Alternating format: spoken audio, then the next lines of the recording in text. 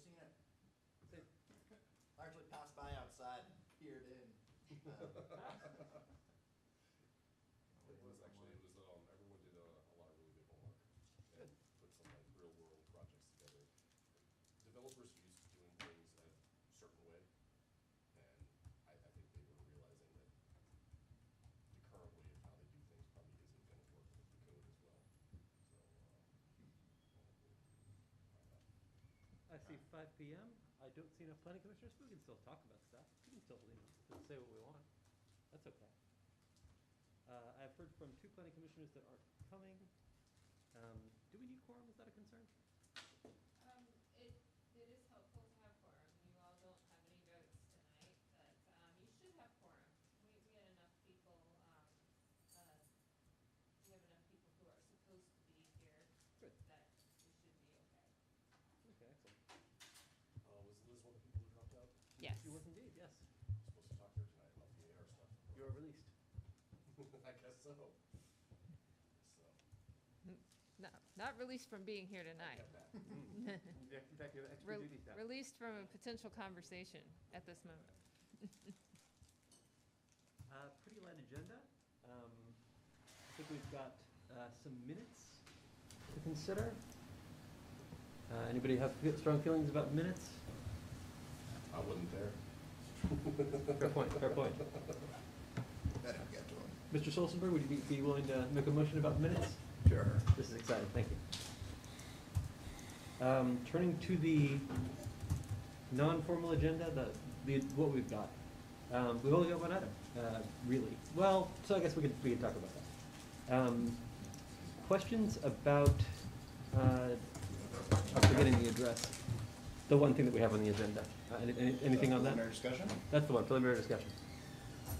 Is there any particular reason they're coming to us for a preliminary discussion for a 5-plex that isn't even adjacent to? They Seems- requested to, and we had space. Fair enough. There's no like. It's, I don't know, it's not pretext. meeting a specific requirement of the code. Page 71. Yeah, here. Correct. but like they're actually thinking about doing what they're talking about and they just want to talk about it for some reason. It just seems a little boring. You want to check, I suppose maybe they think it's a little different, I don't know. But, anywho, Fair enough. They want us to just not have a meeting this month. We were so close. Anything else on that item? Could be in Miami right now. Really? You're going to Miami? Going tomorrow. Well, fun. oh, you stayed extra for us. Yeah, sort of. My dad is graduating. He's getting a Huge. PhD for doctorate Okay. in business administration, Credentialed. sports management. That's great, good for him. So going down for his commencement. So I'll only be there for 2 days. You probably know, but please eat something. There's good food in Miami. Yeah, I'll try to do that. So is he working for somebody that's worth getting tickets for? No, he actually is now retired from being a professor of sports management, the whole tenure of which he was working on getting his doctorate. And so now he doesn't really need it, I see. but he's gotten it. These things take time. The important thing is that Gil Hodge is in the Hall of Fame now. He originally wanted to write a dissertation on that, and they said, no, that is not a dissertation topic, but he wrote it all anyway and sent it to the Old Timers Committee, and they let him in last year. Hey. So, I don't know if there's a causal link there, but I'm sure he'd like this.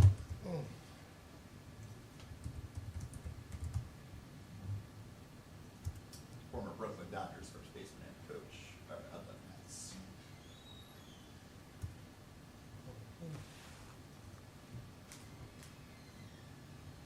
Moving on from 5 homes to zoning broadly.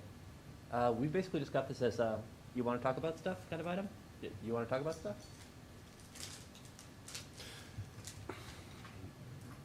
I'd like to talk about stuff if there was council present. I don't think we're getting Yeah, council. so, I mean, maybe, I don't know if, maybe James has something that would spark a discussion, It's possible. but, Do you have something to say about zoning tonight? I mean, I shared the schedule last time of where we are right now. I mean, I'd reiterate that, happy to do that. But no So I guess the discussion, answer is no. topics. I don't have any discussion. Yeah. I mean, quite honestly, we're like heads down, focused on getting module 3 done for next week, and then following on the heels of that, getting the consolidated draft done for the end of July, so. So you're not even getting to the submitted comments yet. So it's totally fine that mine are now 9 days then counting late. No, we're looking at submitted comments. Yeah, oh. that's being processed. It'll be in a packet for the work session. Okay. So, you know, We're all working it on the plane. yeah, you're only there to see one person walk across the stage. The rest of it you can be writing. That's true. I mean, that's not very sort of collegial or communitarian of you, but I can just dictate the email I should have written while we're here, because I'm incapable of writing emails, apparently.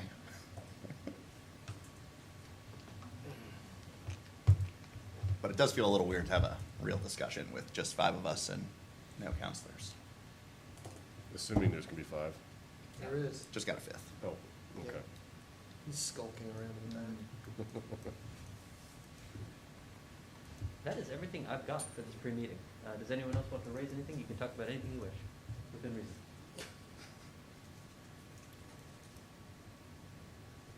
So 23-minute break. I would accept such a motion. Maybe we break for 22 minutes. Can we start early? Because No. it's not, nothing is. No, but when we start at 5:30, we don't have to stop. Okay, I'll take it. Attractive notion, I agree. It's delayed 3-notched, Fresh Beer Club pickup night Ooh. because of the power outage yesterday. So I've got You know. places to be, sort of. Do you have something for the pre-meeting? We're about to wrap up. Yeah. We never- Oh, yeah,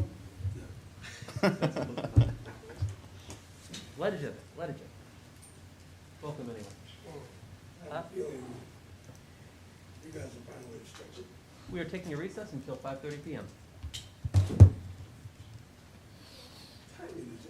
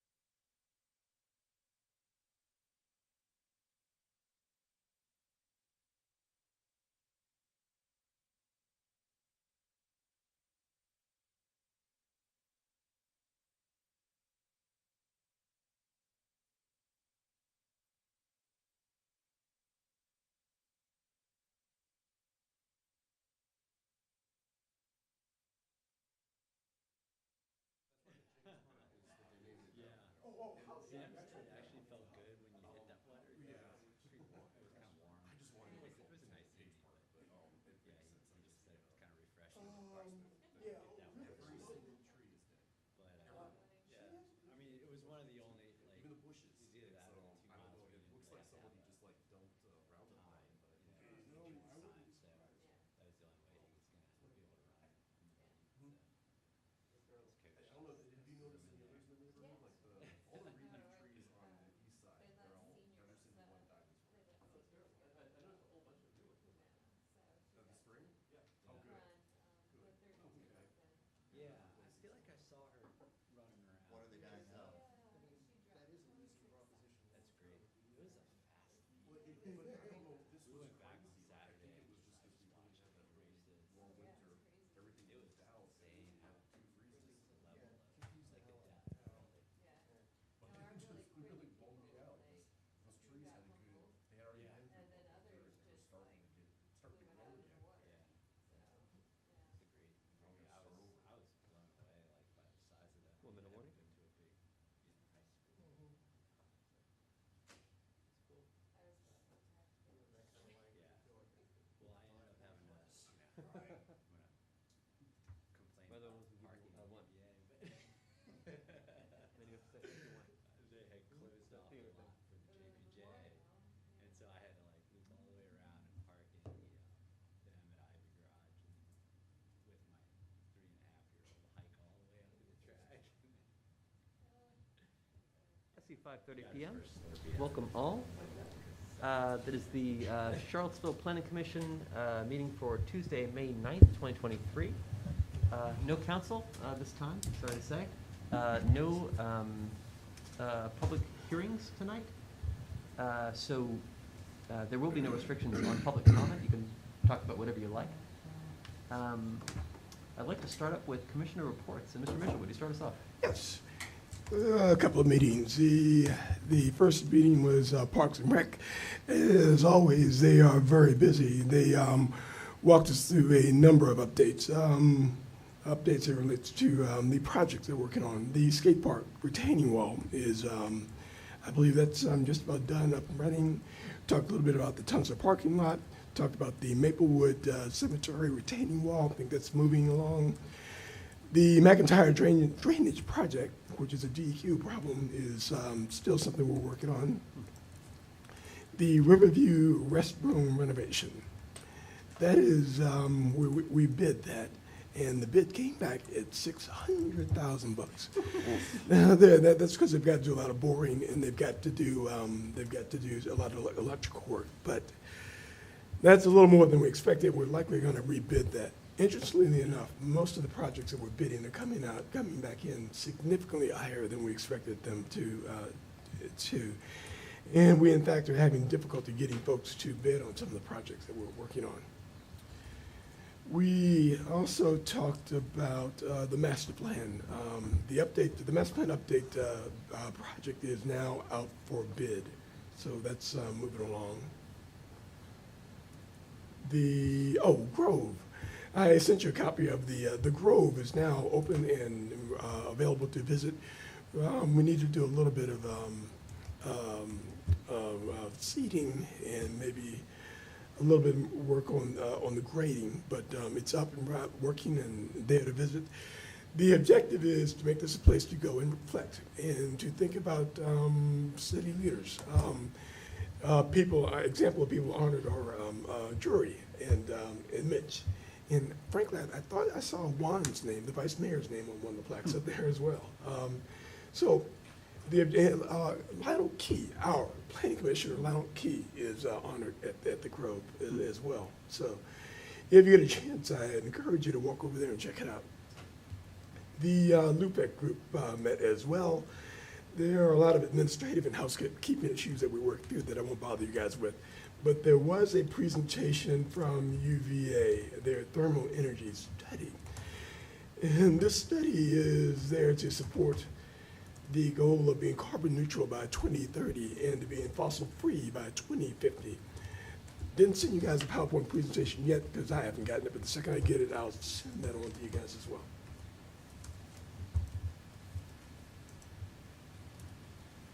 Is that it? That's it. Thank you very much.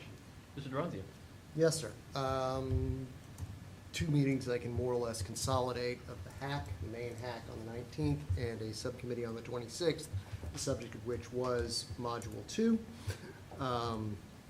subcommittee pulled together some recommendations, and they were, I'm not sure if it went to the whole commission and council, but they certainly went to our chair, the mayor, and Mr. Freeze. The general reception of that was, there were some technical concerns about state and federal guidelines and conflicts, and how that needs to be addressed specifically so we don't trip up over ourselves in the middle of a project. There was a talk about the term of affordability and making, and, you know, there is some sort of bifurcation between home ownership and rentals. And, you know, there's a suggestion that we go back to some of the language in City Housing Policy 1 about people-based and project-based, just sort of, at least for now, to have sort of a reference.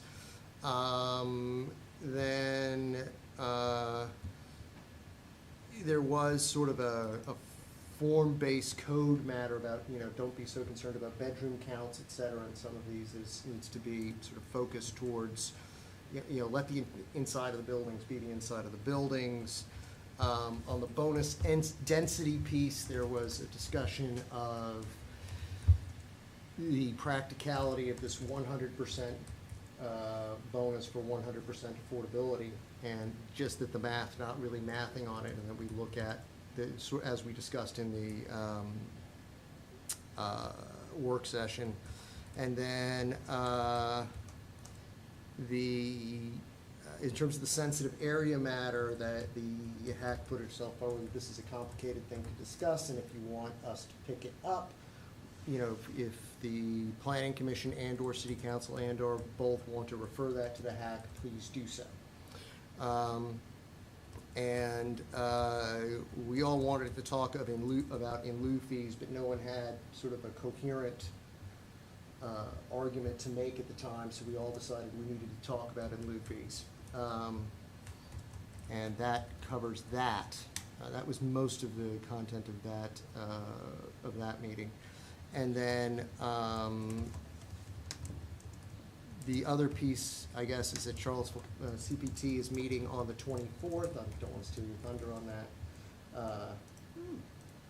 Exact time to be determined. There's a poll going around. And I think that's all I've got. Thank you. My thunder is secure. Thank you very much. Mr. Schwartz. Let's see. A couple weeks ago, I met with Ginny Keller and Mary Joy Scala from Preservation Piedmont. They just wanted to hear my thoughts on if there's any conflicts with the code and the BAR. And I know they ended up meeting with James the next week. With the BAR, it was a short meeting. I think the one interesting thing is there is going to be a new restaurant use in the Amtrak station. So they were trying to get a COA for a rooftop patio. And then on BPAC, let's see, been here, so we do have a new bike ped coordinator. I don't think they've started quite yet, but they are, I think they're contracted. And it is, May is Bike Month, and next week is Bike to Work Week.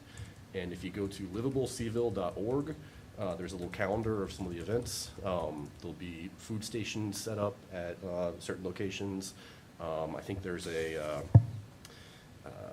hold up, a little party on Monday at 3 Notched from 4 to 7.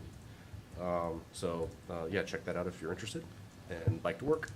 I've heard rumors of a soft serve stand on West Main. Oh, I did not hear that, but that's a nice rumor. Gonna manifest it into existence. Mr. Stolzenberg, please. The only meeting I had this month was the Downtown Mall Committee last Thursday. We covered two topics, the fountains and the trees. The tree situation was a little bit depressing, kind of coming to terms with the nature of mortality, and that the trees will eventually die.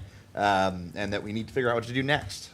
So we heard about the the RFP out right now for a tree plan for both the plan of how to maintain the trees and what to replace them with in the future and how to replace them.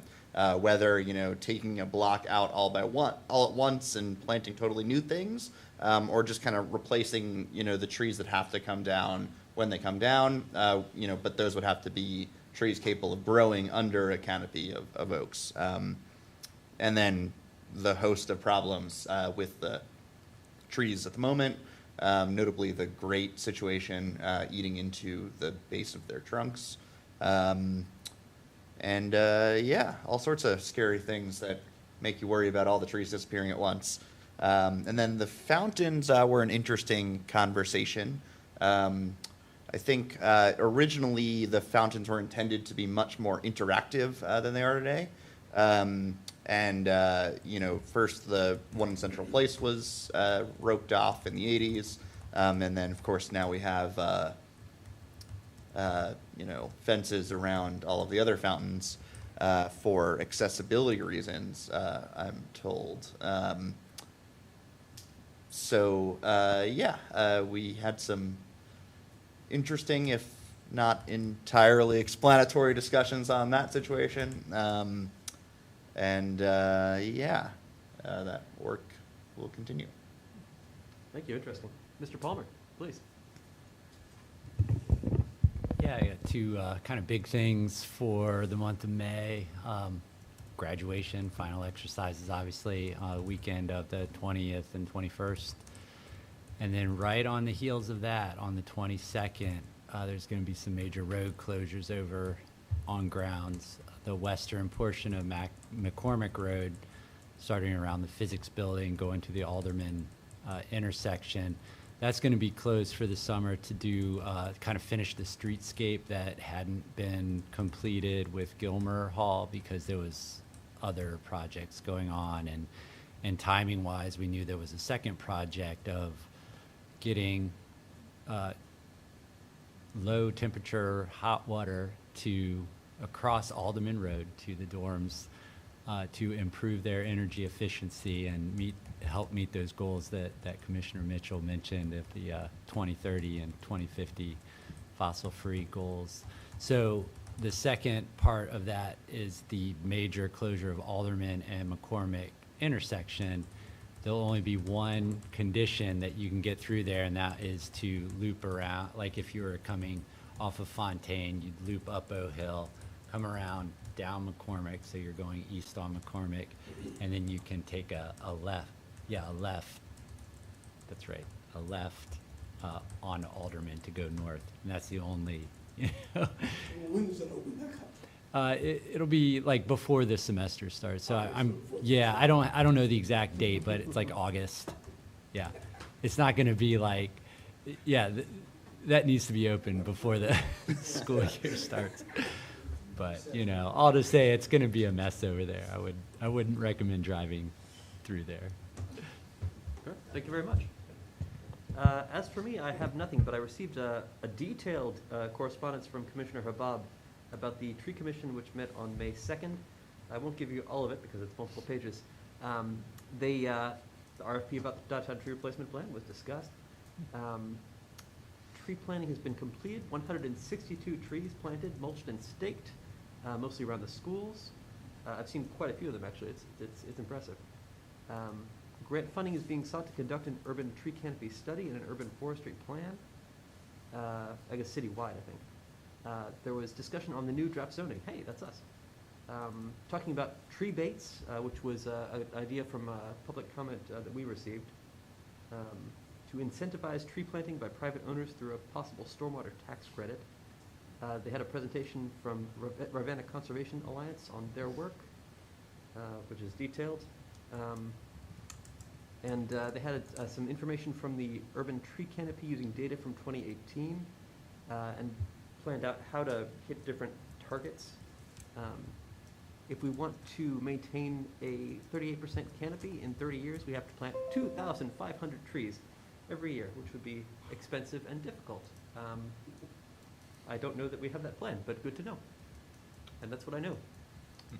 I would like to hear from Neighborhood Development Services, maybe including a plan for 2,500 trees every year. Well, that's a lot of trees. I'll start and pass it over to James. So we're scheduled for a work session on our fourth Tuesday. So that's May 23rd. We'll be focused on hopefully Module 3, as well as a zoning map change request that we've received. So pretty hefty agenda for that.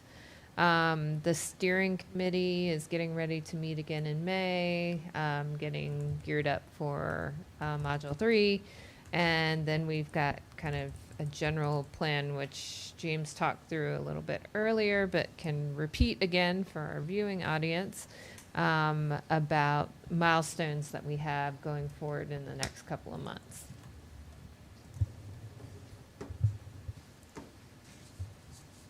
I also just want to know for the record that Carl stole our thunder by announcing our bike ped coordinator position has been filled. But that's all right. We'll share it again, and we'll say it again in June. It'll sound new and fresh then, because that's when he's starting. Schedule-wise, I think the primary milestone, of course, well, let me start with next week. Next week, we will have Module 3 out, and the comment period, I believe, is through mid-June, right? Missy, yeah, great. So roughly a month comment period on Module 3. And then really we're heads down focused on producing a consolidated draft zoning ordinance, which we're aiming to have released by the end of July. And at that point, it is a baton handoff to you guys.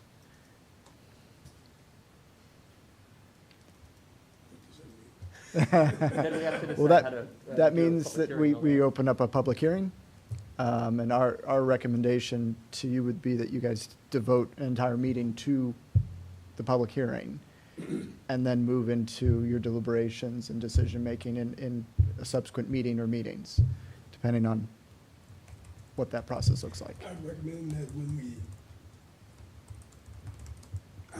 that when we get to the baton handoff, we've got a very structured way of going about our deliberations, and we organize decision steps so that we can stair-step our way through the decisions as opposed to attempting to bite off the whole thing at once, because otherwise, Mr. Chair, we won't get there. So Great. hopefully, Sounds good. we'll chat and have us well-organized. I think that sounds great. Yes. I think we should aim for that. And so, I mean, that's as much schedule as I got, because really, we're looking at 3, primary steps from the point of consolidated zoning draft released at the end of July, public hearing and action by the Planning Commission, and then public hearing and action by the City Council. So, any schedule questions from there? Good. Thank you. All right. Thanks. At this time, I would like to consider the consent agenda. Oh, sorry, no. I would like to consider matters to be presented by the public not on the formal agenda, which is absolutely anything you want to talk about. Within reason again. Hopefully land use related. Yes. Or maybe not. Okay, so we're going to run this how we typically run this. We will ask for our in-person audience to see if anyone is interested in speaking. Each speaker will have 3 minutes to speak to the commission.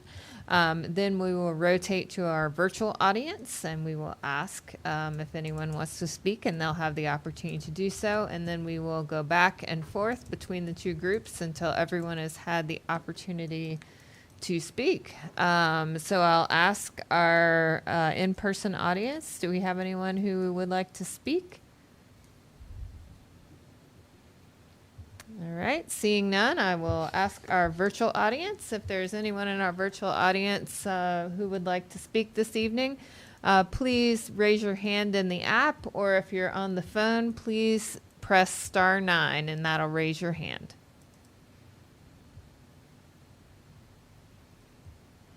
All right, Chair, we have no speakers during matters from the public. All right, thank you very much. I would like to move on to consider the consent agenda. I see two minutes, both from the year 2021. I move to approve the consent agenda. Do I hear a second? Second, we have a quorum to approve it. Video game. We don't need, you can abstain. We don't need a quorum of people voting. Can I see thumbs on that? Yeah. I see three thumbs. I think that's adequate. I believe that's adequate. The classic, only one person voted to approve them all because everyone recused themselves. Oh. Remember? I don't. Did that happen? That happened, right? Yeah. Only one counselor voted to approve them all because everyone recused, but if you have a quorum, you don't need a majority Ah. of, that's Only how, one per- that's how only I one person remember votes. that, Robert, that Interesting. rule of Roberts. Yeah. You've read the book? No, me neither. I'm surprised. It was Two counselors, all right. I'm sorry, I didn't hear what you said. Yeah. There were two counselors, everyone else had to be recused, public present. I would like at this time, if possible, can we move ahead and consider 626 and 630 Capitol Avenue? Do we have people? Do we have our? We have a gentleman in the back, but I'm not sure that he's part of the team. No, I don't think so. Okay. Okay, So- wonderful. What do you want to do? Well, there Discussion were with four him. panelists. Are there people online? There were four people that were. That wasn't any of them either. Okay. They think they're just starting at 6. That's what it took. Oh. Danny, did you have a presentation? I don't think we should do the presentation without them here. Yeah, fair enough. Want to talk about? Stretch for 10 minutes. Is there something we want to discuss for 10 minutes, or? Sure, let's talk about Mr. Freeze. All right, let's talk about it. What's his? Let's talk about land trusts. And the question, and again, I don't know enough about it, but I'm gonna hand the ball off to these guys who know a lot about it. And I understand that it's a pretty complex process. You gotta get a land bank in place. That's gonna take work from the city attorney, and then you do the work on the land trust. So how do we do that? And my objective is not to necessarily incorporate this in the comp plan, but just to make certain that we are aware of it, what it is, and we can facilitate the development of such a thing if we all think it makes sense. So you want my best 60 seconds on Please. this? All right. So, Affordable Housing Plan calls for the use of land trusts as one of the tools in the toolbox. We have a couple operating in the city and around the city at this point. The very basic principle is someone other than the homeowners, a land trust or entity, owns the dirt. The improvements on it are owned by the individual. This is, in the financing world, this is known as leasehold as opposed to fee simple. The idea here is that if you're not paying for the land and the cost of the land, that you're getting a quote, more affordable product. The idea, if we want to expand the use of land trusts, that means we need to get the land to do it. One of the ways to start that process without being in the middle, sort of in the middle of a running cement mixer of how to get it organized, would be to put a land bank in place to run those bits of property through. The land bank would take possession. Well, I'm sorry, the land bank actually owns the land the properties. The land They own bank would, dirt. and could act as a land trust in and of itself, or it could spin them off, place by place by place. And there are several instances, and I've sort of been looking at this and noodling on this, where distributed land trusts might be happening, where you've got not necessarily a block of land, but a piece here, a piece here, a piece here, a piece here, all of them underneath the building. As to where we are with the land bank, 5 years ago, City Council was presented with a virginal land bank ordinance. It would have been the first in the state. The way it was written was not well received by the public. So the city council requested that the HAC take a look at it and tailor it for being an affordable housing tool. The HAC did that, and then members of the HAC, which was Ridge and I, met with the city staff to sort of crunch that up. We got it mostly crunched.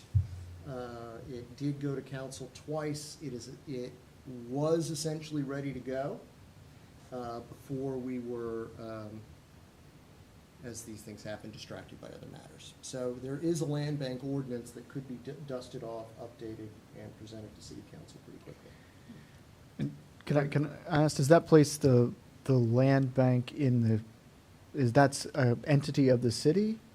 Because, I mean, the other model here isn't that the city funds an entity to serve as a land trust, land bank, or what Right, have you. well, it could, well, the answer to that is either the not being a creature of the city does not preclude the city from funding it, so. Right, On exactly. its face, yeah, on its face, it is a Virginia non-stock corporation that stands on its own. Right, It is, the way it is structured, to the city manager or one echelon down designee serves on it, mhm, and one other city employee, and there's a short list, basically, director of economic development, treasurer, finance person, et cetera.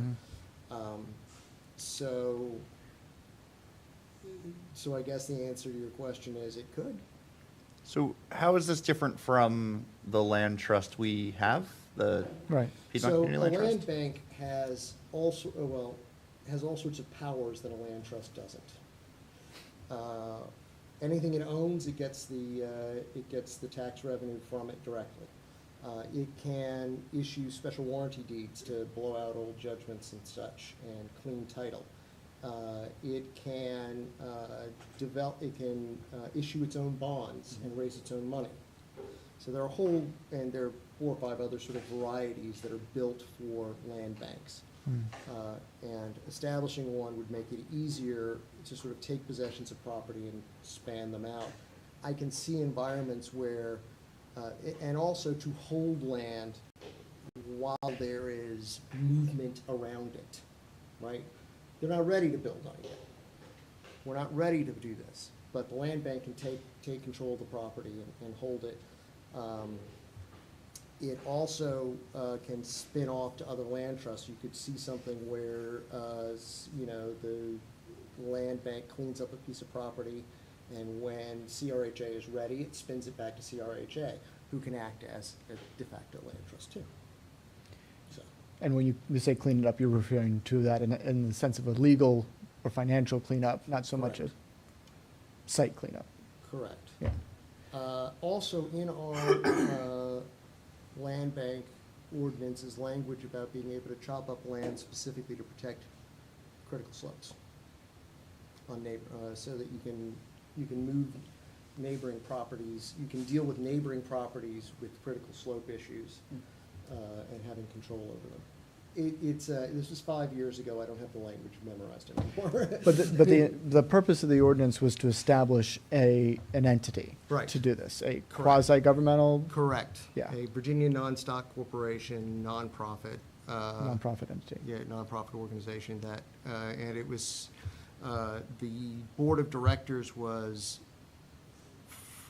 public-facing and weighted with recipients of housing subsidies of various types for most of the at-large sort of citizen participation. What type of recipients? So anyone who is getting some sort of housing something, either a resident or voucher or. So beneficiary, not, because Beneficiary. when you said a Recipient, recipient, sorry. I was thinking nonprofit housing developer. Right, no, sorry, beneficiary. Yeah. Oops. It's been a few years since I've looked into this closely, but my recollection is that this is a well-established method in other states. Absolutely. Are you aware of anyone having done it in the last 5 years in Virginia? Yes. Yeah, who? There are 2 that have done it. One was down either Danville itself or somewhere around there.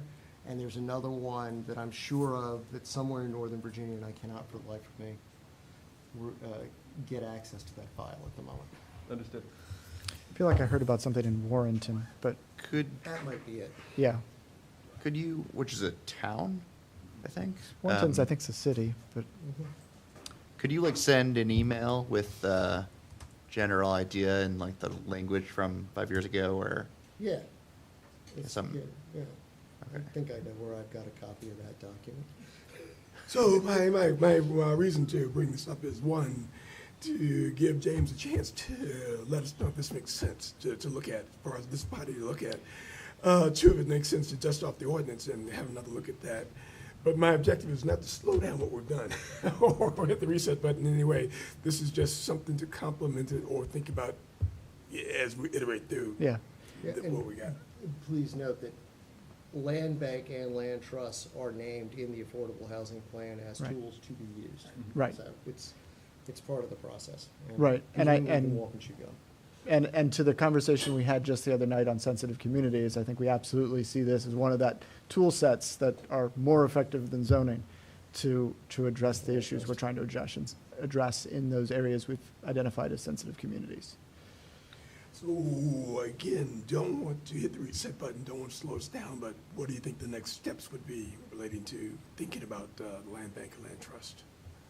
Again, not wanting to slow us down, let's get the other thing done first. Right, I appreciate that. So the next step is let's get the other thing first. Right. That other thing. I mean, it's a topic that I'm still noodling on coming out of our last meeting on sensitive communities. Amongst the things that came up during that conversation was, do we do a specific kind of anti-displacement plan that takes what we've talked about in the affordable housing plan and drills down a little bit into something that's more actionable, right? So that's a venue for that space. The other place where I've been talking about that type of drill down to actionable items would be to focus in on a 10th and Page small area plan and try and actually apply it in a locale with lessons learned that we can then take to other parts of the city. I think right now, either of those are options and both kind of something we can tee up. Do we have a status on hiring a housing program manager? We have one. We have one, and I just, in fact, introduced Commissioner Mitchell to him, Oh, cool. just because we had some time to kill a moment ago. So you can imagine he's in the proximity of where we are. Yeah. I'd like to put a pause on this conversation for now, but we can circle back to it after the. I am happy with where we are, as long as I want to plant the seed and get James to give some guidance. I'm comfortable with where it's landed. Excellent, much appreciated. I'll be Thank you. back. Excellent. Okay. Thank you, sir. Thanks. At this time, I would like to consider 626 and Cabell Avenue, a preliminary discussion.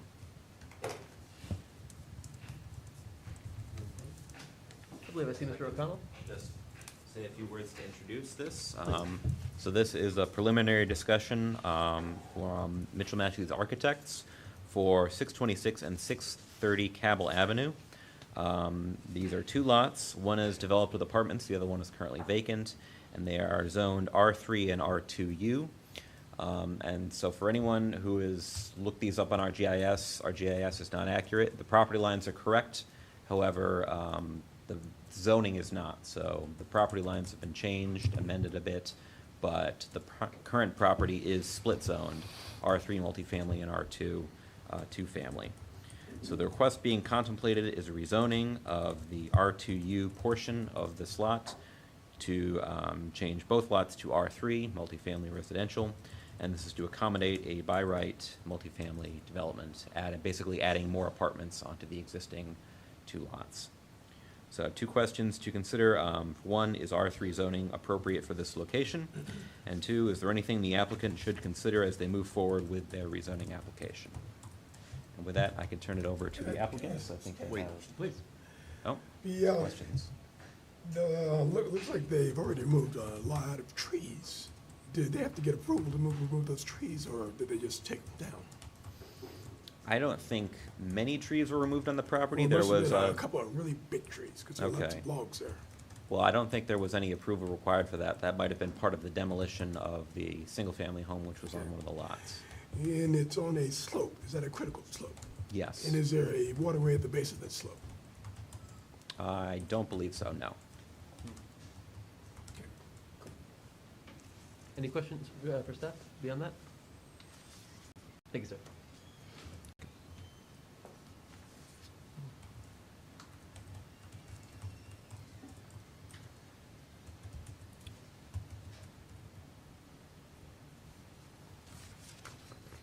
Welcome, sir. You seem familiar to me. Yeah, right. Hi, everyone. I'm Kevin Riddle with Mitchell Matthews Architects. We're representing the owner on this project.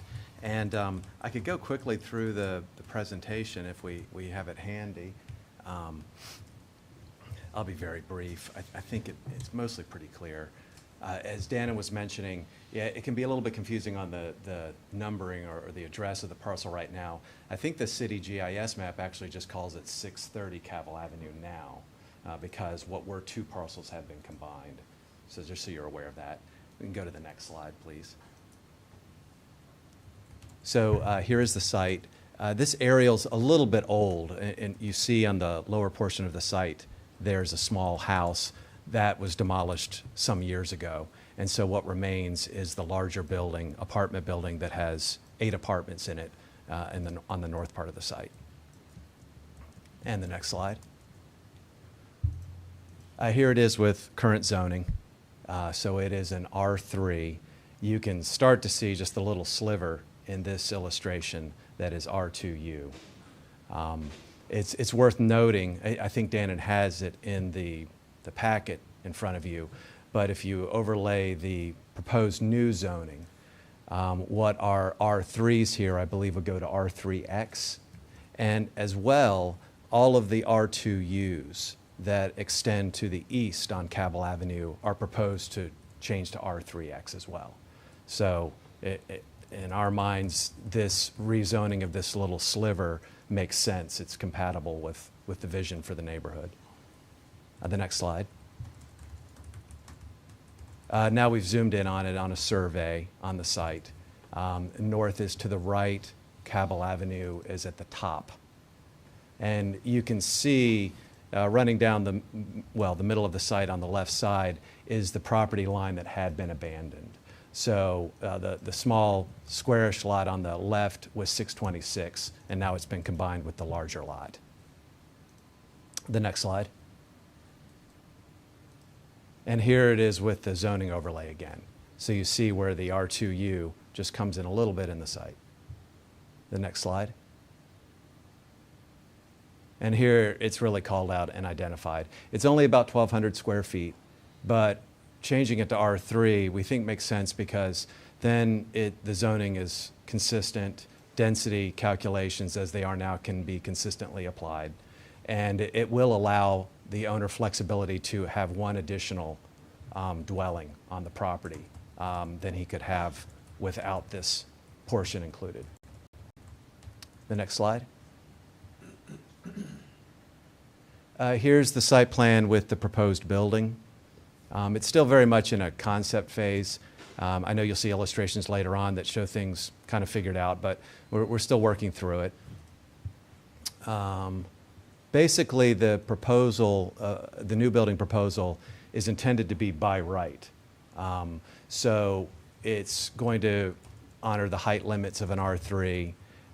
We had been considering proposing that the new building might align, its front facade might align with the existing building. We thought that made sense, but as it turns out, there might be some complication in simply aligning it, that the current ordinance calculation, it would be set by another method. So that may be something that if we wanted to do it, we'd have to get an SUP. We're still weighing whether it would be worth it to bring it up just a little closer to do that.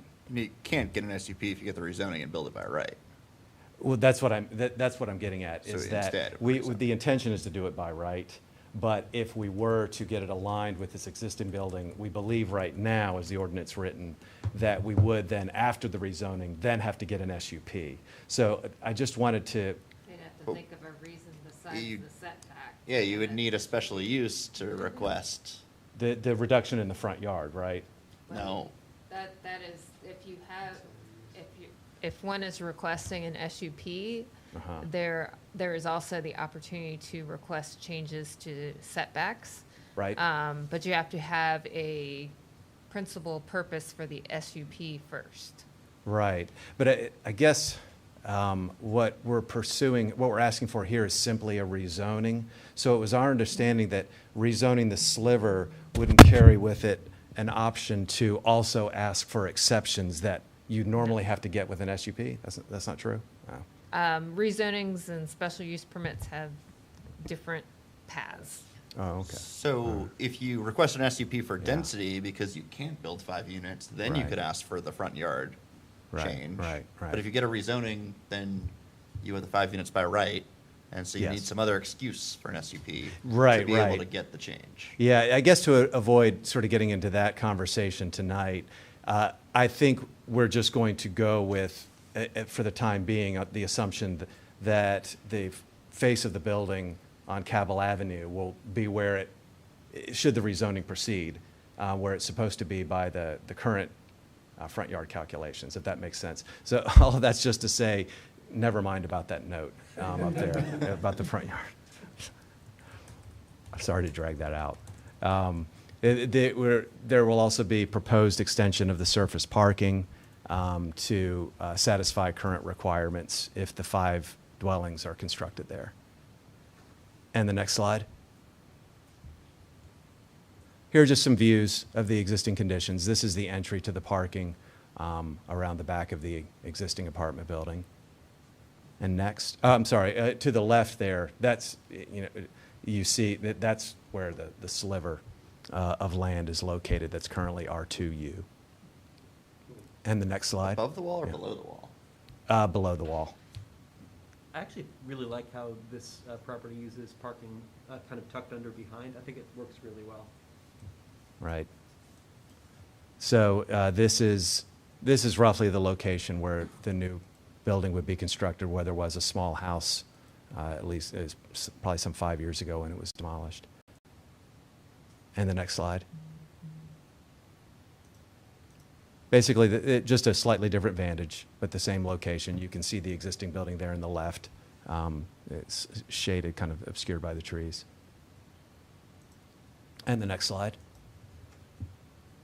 So here, just to give you a little more information about what we've designed so far, there would be one apartment at the base level that would be accessible for disabled tenants.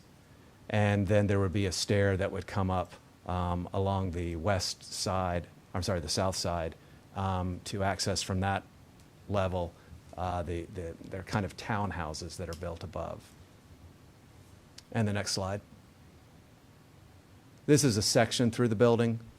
So this is kind of how it would be working. The idea is that if you were approaching the property from Cabell Avenue on the left, that you could enter one of the lower townhouses into the living and dining level and then go downstairs to your bedrooms. Or you could go up a level to what would be the first level of the upper townhouses. And then at the topmost level are the beds for those townhouses. And the next slide. Here's a bird's eye view. Material choices, the whole palette, that's still a little bit up in the air, but this is a direction we were pursuing in the early going. Plantings have not been decided yet, but we would be satisfying canopy requirements. We look forward to finding room for at least a couple of large trees to be planted in the front, along with understory plantings, and as well as some trees down there at the lower level, especially kind of close to the open courtyard of the bottommost unit. And the next slide. And then just more of a street view of the building. We'd imagine there being porches on the front at the entry levels to each of those townhouses. And that's it for the presentation. Thanks, Patrick. Questions for the applicant? The audience will be UVA students. I'm sorry. The audience for these will be UVA students. I think that's pretty likely. But it's not certain that they are, they're pretty generously sized apartments. I don't know if the owners considered the possibility of them becoming condominiums, but there is the room there, and the way that the living and dining levels are operating, it's not super tight in the apartments, as you might find in some other student housing. One other thing I did want to clarify is that I did get a determination from the city staff that while the slopes are quite steep, as you noticed, on the property, over 25% in places, because it is not within 250 feet of a waterway, they are not technically critical slopes. So as I understand it, we would not have to seek a waiver to build on this property. Yeah, I believe this was the site that engineering did the review on. Is that what you're referring to? I had some email exchanges, and that they told me that the way I was reading the ordinance was correct, that it stipulates that they are 25% or greater and they are within 250 feet of a waterway. So they're mapped as critical slopes. Where was the waterway? Well, Was I there- think, was it- I believe, I could be yeah. mistaken about this, but I believe that color fill you see on the GIS map just identifies any contours that indicate 25%. They are not, I thought that was the case, but. I think that's what the blue one does. I mean, all I can say is that I did see this was reviewed with engineering, and they confirmed that there wasn't a waterway within 200 or 250 feet of the area that, and it's the wording is more convoluted than that, because it's that the slopes have to be contiguous, right? So any slope, even if it's more than 250 feet away, if it's contiguous with a slope that is within 250 feet, it gets picked up, right? And so my understanding is what was demonstrated is that the slopes on this property are not contiguous with slopes that were within 250 feet, and that detail may not be something that was picked up on when that map was produced at the time. So we always understand that map is subject to revision based on an applicant providing specific evidence of, lack of I don't know if that's a word, sorry. Contiguity. There you go. It's a word. Is that a word? Thank you, sir. Thanks.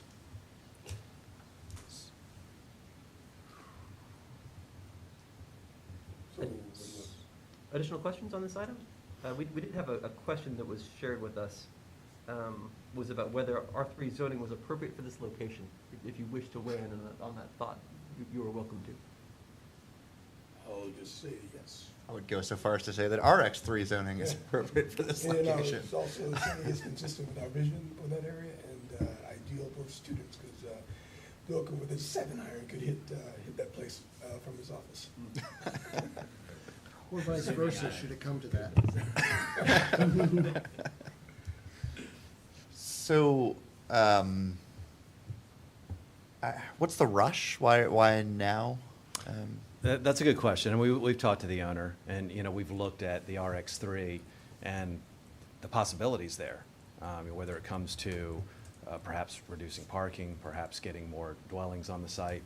But I think he feels like at this time, he would just like to, since it is a little bit odd to have that one sliver kind of out of step with the rest, go ahead and get it all zoned R3, because, he may want to go kind of quickly on this or go forward with it, and just not being real sure when the zoning could take effect. I know we're hopeful that it will soon. So, yeah, that's all I can tell you there. Fair enough. I mean, I guess I would say, not so much about that, but in general, just looking at the site, it seems reasonable to me that you could have more units there, or more height even, or less parking, all of which you can get through an SUP in R3. And you can get that front setback changed. And the process for an SUP, and I think there's value in the new building lining up with the old building and not being weirdly set back further. Yeah. And I mean, the process for an SUP is about the same as a process for a rezoning. It seems like that would be the more logical path here, if I were you. Yeah, I Think you guess might I'm have to pay just $500 unclear, more I'm in unclear on whether fees. we could request an SUP with, I hear You'd what be you're requesting saying. You're SUP saying with just additional leave it density. R2U, but Mhm. just the SUP on what's currently R3. Yep. No, thanks, that's a good suggestion. Or if you wanted to get a rezoning and an SUP for Right. more than 5 units. but, Right, yeah. uh, Yeah, what you're saying brings up an interesting question regarding the draft zoning that's coming for RX3. Mhm. Is that I believe the height limit is listed as 3 stories, isn't it? And so I guess I just wonder in general, is everyone on the commission feeling like that height limit, could it perhaps be pushed? Could an RX3 go to maybe 4 stories? Is that something it could accommodate? I guess I'm thinking So about what there's- R3 currently is, which is 45 feet, right? Yep. And the 45 feet, you can typically get 4 stories. I know there's a bonus level, I think that's potentially achievable. And so that provides one avenue. But just in general, I'm wondering if so many of these properties that would be converted from R3 to RX3 wouldn't benefit from having one more story allowed than is currently drafted. Because that's one way this owner might actually have a harder time having the flexibility he might want to develop more housing here, right?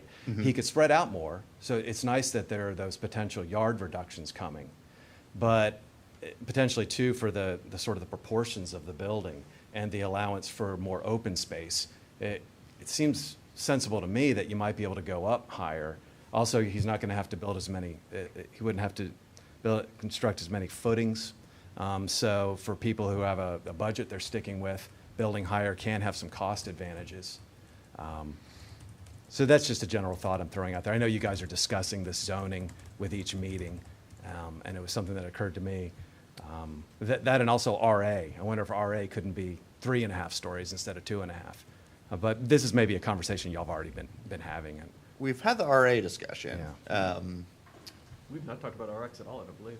No. And it's interesting because the Fifeville neighborhood has asked about something between RX3 and RX5.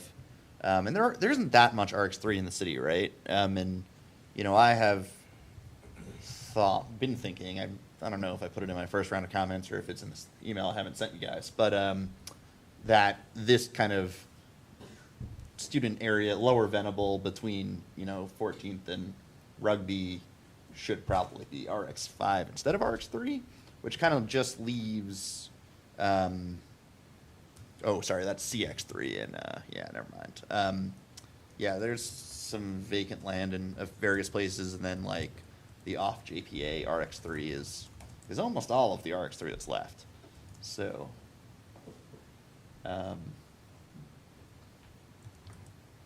Other comments on that concept or the general idea of height in RX3 or this site specifically? Well, I was waiting for Commissioner Stolzenberg to come out and say it.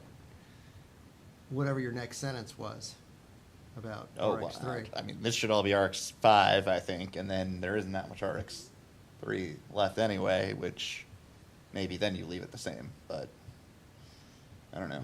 Well, thank you. I believe in meters, not stories. Feet. Feet, I'm sorry. Yes. Us, Liberia, and Myanmar, we're the ones still using feet. That's the company we're in. Here comes the public comments.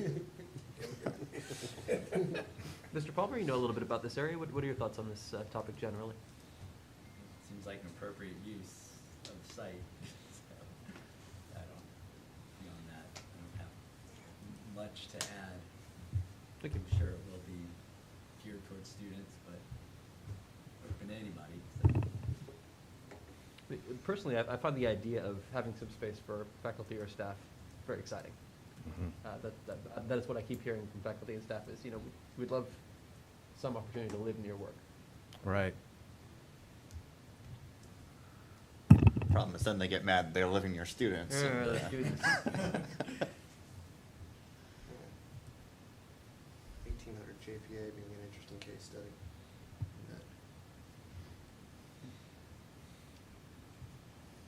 Anything additional on this item? I would say generally, I think student housing is an appropriate use in an area with predominantly student housing. That seems reasonable to me. Mhm. My general understanding from the comprehensive plan is that we want more student housing in student housing areas.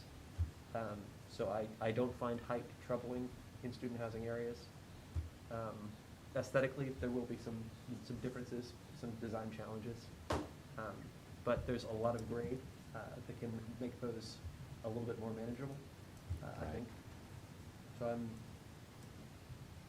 I can't commit to say that like all RX3 should be RX5, but broadly, I see strong advantages to allowing more housing near the university. Makes a lot of sense to me. Yeah. Yeah, and this is not a site that's fronting on non-student housing of any kind, I think, on any border or across any street, so, seems reasonable to me to have more. Just cram them in there. Less parking too. Yeah. So is it fair to say that I could take from the conversation that the possibility of rezoning this sliver seems appropriate to most people here, but there might also be the option of using an SUP to potentially consider greater density as an alternative? I mean, I guess I would say even if you're just going for the 5-unit plan you're talking about here, the SUP makes more sense. Right. Because then you can get that front setback change, Right, right. and it's the same process. Yeah, yeah. Okay, well, thanks very much. Appreciate it.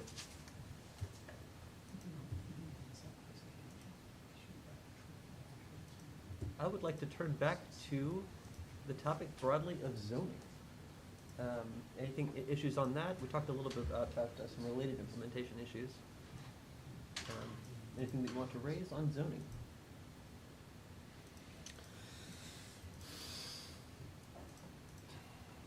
I guess I'm just kind of curious where, I know we have been spitting out a lot of comments, and during our work sessions, I don't think we come to a lot of consensus. So, I mean, I kind of feel like we're gonna get the draft, and it's gonna be a bit of a surprise. Kind of figure out what got picked up, what didn't, I know, I mean, it seems like the Code Studio has their own very strong opinions about how they want this to be done. So yeah, I'm just kind of curious what, am I making that up, or is it, I don't know that I follow entirely. Okay. Like, well, I'm babbling. I guess it goes back to my worry about what happens when you guys pass us the baton. yeah, Because I've been here before. Yeah. I've been right where we are here, and thinking we're about to cross into the end zone and got sacked for a 15-yard loss. okay. So that's why it's going to be so important that we have a good, solid, step-by-step process once you guys pass us the baton, so we can go through that thing and incrementally prove it, as opposed to trying to prove the whole thing all at once, and either reach consensus or reach 4 votes with a recommendation that we can take to council. To that end, would it make sense, once we're coming down the home stretch to getting a draft, to have a work session that is specifically about process and scoping and how we're going to review the whole thing and what order and as you say, how we can organize the decision? I think there's value in that, but I think so that we don't try to put this thing together by committee. I think I would recommend that Ms. Creasy, Mr. Reeves, and Mr. Soliates get together and at least create a straw man that they can Right, and present to it. us. Yeah, that's what, yeah, that's what.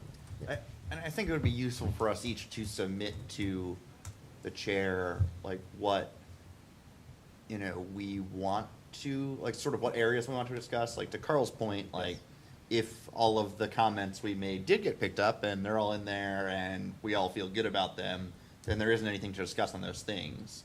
But, if something I felt really strongly about didn't get picked up and isn't in there, Somebody then needs to I'm gonna be explain like, why. we should discuss it. Yeah, and I think, there's a lot in there, right?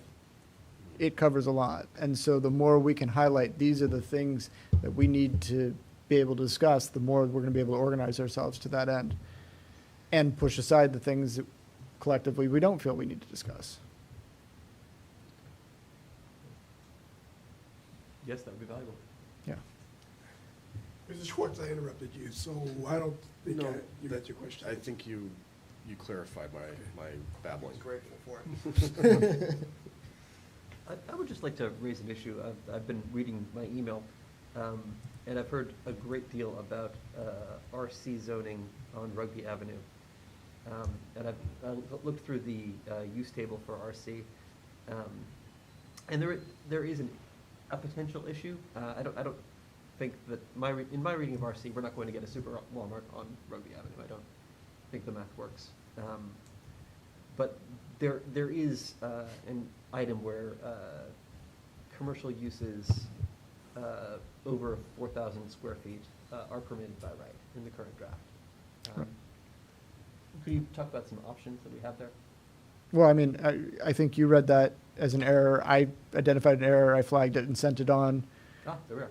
Yeah, I mean, I don't think, as you say, I don't think there's any reason why we're encouraging commercial uses of greater than 4,000 square feet in the RC. Let's put it that way. The RC is not an appropriate location for that. It struck me as an error as well. I forwarded it on. I'm going to keep using the term. Our team is kind of heads down, just trying to hit the deadlines that we have upcoming. So I'm not surprised that I maybe didn't get a response when I forwarded that on. I think I forwarded on as, this looks like an error to me too. And I think it was probably just accepted in that spirit without the need to confirm or not. Okay, that's exciting. Yeah. Emails from Rugby Avenue area are still welcome, but we are working on that. Thank you very much. Yeah. You guys are taking all my email content away from me. Sorry. Any additional items on zoning?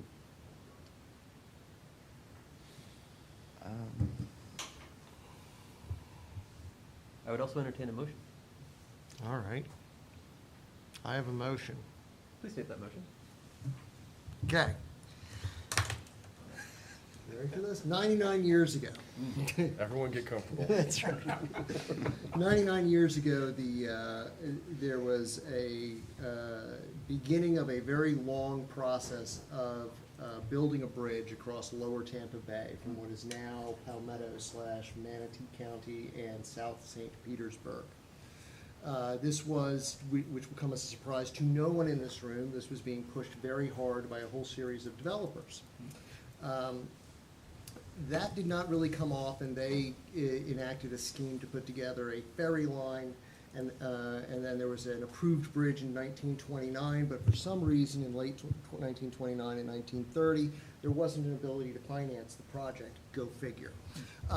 So what followed from this, from 1923 for the next quarter century, is would be a gangster movie if there were more dead bodies involved in terms of portrayals left and right. Let's build a tunnel. Let's not build a tunnel. The city of Tampa was furious because they had their own ferries and they wanted to capture that business. So this went round and round until July 4th, 1950, where everything was in place and they started building the thing. It opened in 1954. It became known as the Sunshine Skyway Bridge. And second span was built in 1971. It carried thousands of cars a day. And I want that we all think that we're planning for the ages here. But after this 40-year fight to build this bridge, on May 9th, 1980, a freighter smacked into it and knocked it down.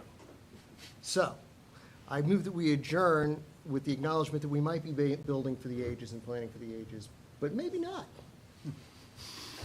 I'm going to second that, but I don't like to put it that way. All right. Can I hear? Aye. Okay. Thank you very much. Good night. Thank you.